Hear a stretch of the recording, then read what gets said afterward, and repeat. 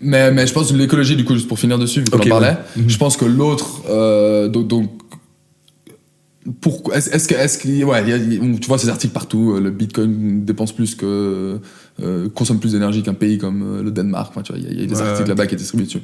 Donc je pense qu'il y a un point que toi t'as déjà soulevé qui est très important. Je pense que c'est dur en fait de mettre une valeur sur l'utilité qu'une certaine technologie apporte. Et tu vois, si aujourd'hui l'internet ça consomme tu vois, globalement si tu y penses, ça consomme aussi une quantité d'énergie astronomique en termes de toutes les machines qui y sont connectées, etc. Et si on avait eu ces débats là-dessus à la création au début d'internet, on aurait sûrement eu les mêmes débats en fait ceux qu'on vit aujourd'hui avec la blockchain, dans le sens que les gens auraient dit mais est-ce que ça vaut vraiment la peine d'utiliser autant d'énergie avec nos ordinateurs juste pour pouvoir écrire du texte alors qu'on a déjà nos machines surtout qu'au début internet permettait pas de faire grand chose exactement, où les gens en tout cas pas tout le monde comprenait l'utilité, etc. Et donc c'est toujours très dur en préavis de comprendre exactement quelle est l'utilité et du coup de mettre un chiffre dessus. Si on y pense, les jeux vidéo ça consomme énormément d'énergie. Qui sommes-nous pour dire qu'est-ce qui mérite ou pas cette énergie? C'est un débat, je pense, qui est déjà compliqué, comme tu l'as dit. D'accord. Maintenant, quand on comprend bien les mécanismes derrière le minage de Bitcoin, on comprend que le plus important pour des mineurs, c'est d'avoir de l'énergie la moins chère possible. Et dans beaucoup d'endroits, ça veut dire que c'est de l'énergie renouvelable. Parce que ton énergie que tu achètes juste toi sur le marché, elle te coûte cher. Et ça, elle peut venir de plein de sources différentes. Mais toi, si tu as accès directement à une énergie renouvelable, elle est entre guillemets virtuellement gratuite. Et c'est ce qu'on voyait beaucoup en Chine. La majorité du minage en Chine se faisait dans des centrales hydrauliques, dans en fait des sources d'énergie renouvelables, parce que souvent il y a énormément il y a un problème qu'on a actuellement dans l'énergie, c'est qu'on n'arrive pas à stocker de l'énergie. Nos batteries, elles sont pas assez performantes, ça a toujours été un problème, et ça l'est encore plus maintenant avec l'énergie renouvelable, parce que toi, quand tu fais, si tu as des panneaux solaires, etc., en fait, tu le stockes pas ton énergie. Toi, tu l'utilises ou bien tu le revends sur le marché à d'autres personnes, mais on n'a pas les batteries capables de stocker assez d'énergie pour que ça vaille la peine. En fait, il y a trop de soucis à ce niveau-là. Stocker l'énergie, c'est très compliqué. D'accord. C'est quelque chose, c'est la plus grande problématique qu'on a actuellement, parce que souvent on arrive à produire assez, mais le stocker, c'est très très dur. C'est pour ça que j'allume plein de lumière, mec. Ouais, tu peux y aller. Donc c'est dur de stocker l'énergie. Ça coûte cher, c'est pas forcément bien pour l'écologie non plus, parce que les batteries, elles sont pas écologiques, donc tu te retrouves avec des problèmes à ce niveau-là. Et donc si on arrive et donc des gens essayent de trouver des manières inventives de stocker de l'énergie, mais toi, si tu as accès à une source d'énergie renouvelable et que tu peux utiliser le surplus d'énergie qui se vend pas directement sur le champ, typiquement pendant la nuit, ton barrage, alors maintenant en effet les barrages c'est pas un bon exemple parce qu'ils peuvent fermer les barrages et les rouvrir quand ils veulent, mais c'est pas un mécanisme hyper simple.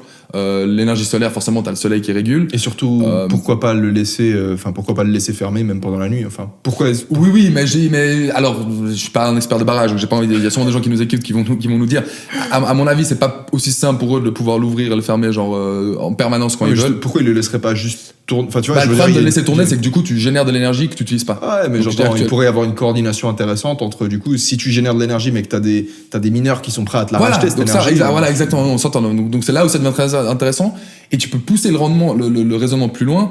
Donc déjà, je pense un premier élément à en tirer, c'est que souvent il y a presque un intérêt à avoir accès à de l'énergie renouvelable pour miner tes bitcoins, parce que ça fait que c'est moins cher pour toi. Et ça, beaucoup de gens se rendent pas compte qu'il y a déjà une énorme partie du minage qui est fait, c'est sur l'énergie renouvelable. C'est pas sur des charbons, c'est pas sur d'autres sources d'énergie. Donc ça, c'est déjà un point qui répond. Parce que l'énergie est moins chère en fait. Voilà, parce que si ton énergie est moins chère, t'as plus de rendement. Et on va reparler de cette histoire d'incentif. Mais c'est ouf, mec. Enfin, je sais pas. Du coup, de l'électricité. Enfin, comment est-ce que tu produis de l'électricité? Via un barrage, par exemple, via une éolienne. Mais est-ce qu'une source d'électricité on produit de l'électricité avec du charbon? Via chaleur qu'on transforme en électricité. Ouais, ça c'est la plus grande chose qui se fait en Chine. Ouais. Ok, et du coup, genre le mec qui fait un barrage, genre moi de ce que j'imagine, c'est que produire de l'électricité via du charbon, c'est plus facile que de produire de l'électricité via un barrage. Parce que le barrage, il faut construire tout ton barrage, et c'est de la technologie, alors que charbon, tu vas chercher du charbon. Je suis pas sûr de ce que je dis, tu vois. Oui, mais tu vas aller chercher, une fois que tu as fait ton installation de barrage, en gros après c'est de l'énergie gratuite entre guillemets. Mais pourquoi est-ce que tu l'as Ok, c'est de l'énergie gratuite, dans le sens où c'est des choses qui sont renouvelables et qui, oui, alors t'as un investissement. T'as investi un certain argent et du coup, le prix auquel tu vas vendre cette énergie, c'est pas parce que c'est pas vraiment gratuit, il faut que tu rembourses ton truc. On s'entend. Moi, je parlais dans un sens où tu disais si t'avais accès, maintenant t'as le choix entre deux structures qui existent, si t'as le choix, tu vas aller sur ton barrage où tu peux te brancher dessus et où tu sais qu'en fait à perpétuité, tu vas avoir de l'énergie qui va être produite. Bien sûr, mais le propriétaire du barrage, tu vois, il va te la vendre au même prix que le propriétaire du charbon. Parce que alors ça dépend, sauf s'il y a du surplus. C'est là où ça devient intéressant. C'est que si tu penses au charbon, c'est toi qui décides quand tu le brûles, ton charbon ou pas. Ouais. Et encore une fois, je suis sûr qu'il y a des gens qui écoutent qui vont nous dire que les barrages ça marche pareil, mais il y a beaucoup de énergie renouvelable où on a ce problème de stockage. D'accord. Et en fait, au bout d'un moment, c'est l'argent, l'électricité, on le perd quoi, parce qu'on peut pas le stocker. D'accord. Et donc si tu l'as de toute manière, bah autant des gens en profitent pour le racheter en fait à 1 centime le kilowatt, parce que de toute façon c'est mieux pour eux que de pas l'utiliser. Complètement. Ouais, donc ça, au niveau de l'écologie, t'as cet aspect-là, t'as le fait que de toute façon t'as de l'énergie en fait qu'on n'arrive pas à stocker, on pourrait utiliser cette énergie là. Ouais. Et en fait du coup ce réseau peut presque te servir de batterie en fait. Et ça c'est une manière hyper intéressante d'y penser. Mais moi c'est un truc que quand la première fois j'avais un peu réussi à un gros niveau d'abstraction en fait. Voilà, mais quand j'avais réussi à mettre mon cerveau autour, je m'étais dit putain, c'est hyper intéressant. C'est qu'on a ce problème de stockage d'énergie, mais du coup t'as cette technologie, cette Bitcoin qui te permet de miner au moment où on a trop d'énergie et du coup t'accumules de l'argent. Après, au moment où il y a peut-être moins d'énergie, du coup, cet argent, tu peux l'utiliser pour racheter de l'énergie. Et donc, ça fonctionne de manière équivalente à une batterie presque. Ouais. Et ça, c'est hyper intéressant. Et je sais qu'il y a des gens, il y a le sénateur du Texas qui en a beaucoup parlé de ça. Et c'est quelque chose qui l'intéresse, parce qu'eux, ils ont ces problèmes-là où ils ont souvent des coupures de courant au Texas parce qu'ils ont des manques d'énergie à certains moments donnés. D'accord. Et lui, il avait parlé de cette idée-là, de s'ils arrivaient à stocker ça, après, ils auraient plus d'argent pour aller racheter d'énergie aux États voisins quand ils ont ces grosses coupures de courant. C'est incroyable, c'est fou. Et ça, c'est hyper intéressant, je pense. Ouais. Donc ça, c'est un aspect.